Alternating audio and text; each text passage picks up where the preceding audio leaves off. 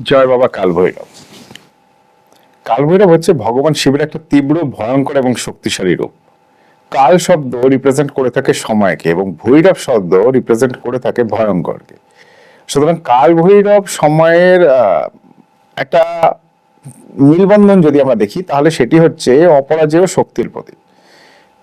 তিনি সময়ের বিভিন্ন ধ্বংস এবং জীবন এবং মৃত্যু এবং জীবন মৃত্যুর যে চক্র, এই সমস্ত চক্রের নিয়ন্ত্রক হচ্ছে কালভৈরব। একই সাথে তিনি অশুভ শক্তি, ভয় এবং অজ্ঞানতার বিনাশকারী।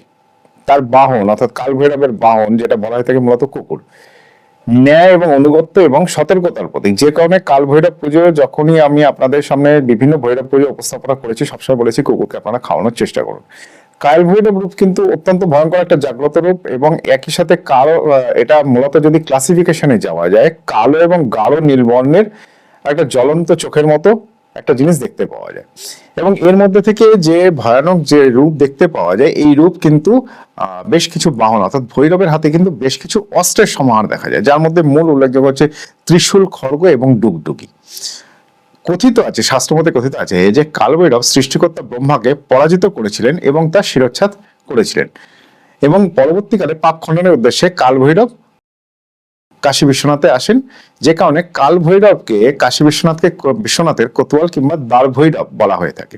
সো কাশী বিশ্বনাথে বাবা শিবলিঙ্গের পুজো দিতে গেলে বাবা ভৈরবের পুজো দিয়ে তারপরেই কিন্তু কাশী বিশ্বনাথে পুজো দেওয়া হয়ে থাকে। তো এটাই নিয়ম।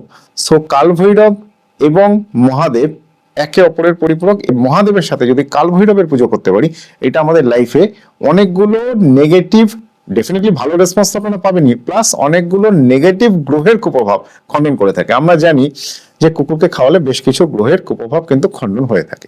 কমেন্টসে আপনারা অবশ্যই জয় বাবা কালভৈরব লিখে যাবেন। নমস্কার।